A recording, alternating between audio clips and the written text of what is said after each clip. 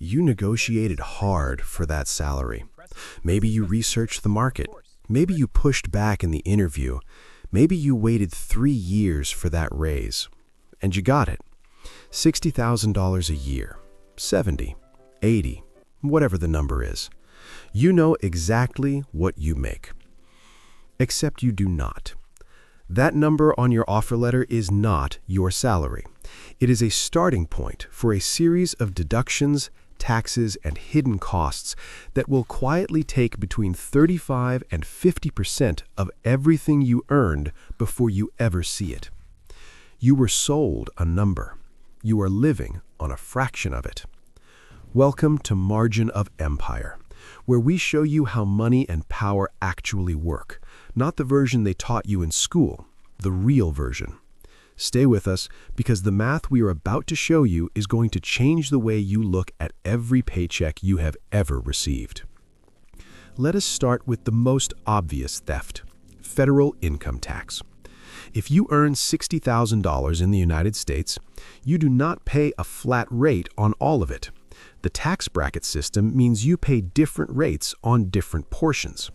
10% on the first $11,000, 12% on the next $33,000, 22% on the rest.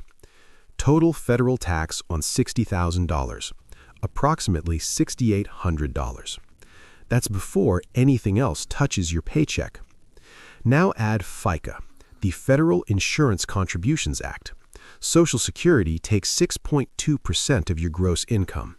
Medicare takes another 1.45%. Together, that's 7.65% off the top. On $60,000, that's another $4,590 gone.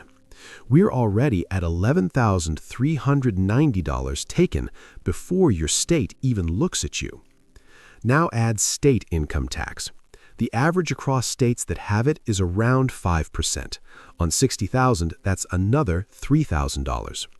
Total taxes on a $60,000 salary, approximately $14,390. Your $60,000 salary just became $45,610, and we haven't even started on the other costs yet. Now let's talk about the costs nobody puts in the offer letter. Health insurance. The average American employee contributes $1,400 per year towards their own health insurance premium. That comes straight out of your paycheck before you see it. Retirement contributions. If you're contributing the recommended 10 to 15% to your 401k, that's $6,000 to $9,000 per year leaving your take-home pay. Commuting. The average American commuter spends $8,000 per year on transportation to and from work. Car payments, gas, tolls, parking, maintenance, public transit. That money only exists because you have a job. It's a hidden salary deduction that nobody counts. Work clothing, lunches, professional subscriptions, work equipment. Conservatively, another $2,000 per year in job-related expenses that your salary has to cover. Let's add it up. Federal, state, and FICA taxes, $14,390. Health insurance contribution, $1,400. 401k at 10%, $6,000. Commuting costs, $8,000. Work-related expenses, $2,000. Total deductions, $31,790. Your $60,000 salary is actually $28,210 in real purchasing power. That's 47 cents on every dollar you were promised. You were working full-time for less than half your salary. Here's where it gets worse.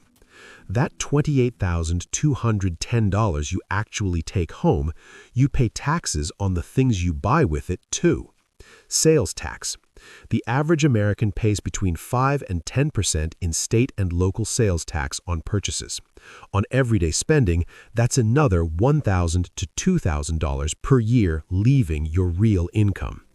Property tax if you own, or rent that already has property tax baked into it if you don't. Gas tax, sin taxes, utility taxes, fees that function as taxes but are never called that. Every dollar you earn gets taxed when you receive it, then taxed again when you spend it, then taxed again if you invest it and it grows. For a middle-class American earning $60,000, the effective total tax burden, including payroll, consumption, and property taxes, is approximately 40%. You earn $60,000. The real economy that you control is $36,000, and it took 40 hours a week, 50 weeks a year to generate.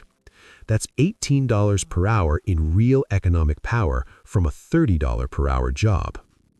Now let's talk about inflation, the silent tax that nobody votes for.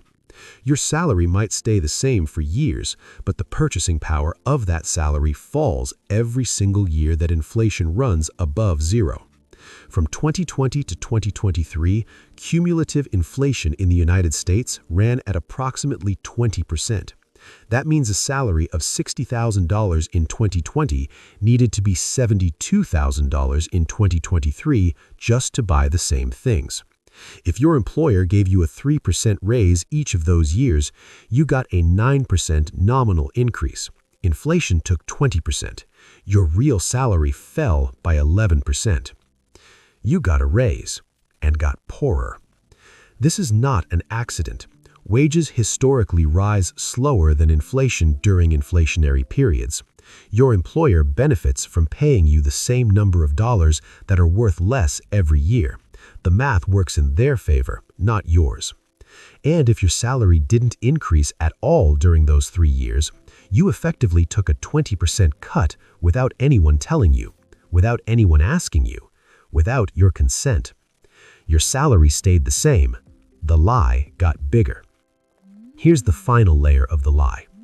Your salary is priced by your employer based on what they need to pay you to keep you, not on what you produce, not on what you're worth, not on what the market would pay you at maximum. Studies consistently show that employees who stay at one company for 10 years earn on average 50% less than employees who change jobs every 2 to 3 years for the same period. Your loyalty is priced against you. Companies give average performers 2 to 3% annual raises. Inflation runs at 3 to 4% in normal years. Your real compensation falls every year you stay. The raise was never designed to make you wealthier. It was designed to keep you comfortable enough to stay. Meanwhile, a new hire in your role might be earning 20 to 30% more than you right now. Same role, same company, different starting negotiation.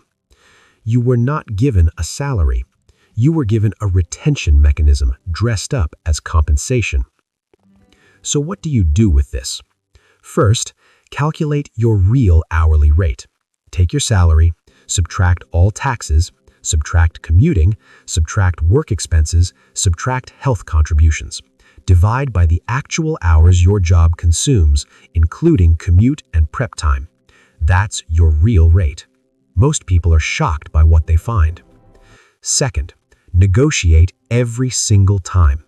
The single highest return financial action available to most people is negotiating their salary upward. A $5,000 raise compounds over a career. It affects every future raise, every bonus calculation, every job offer you use as leverage. It is the highest return investment you will ever make in the least time. Third, never let inflation steal silently.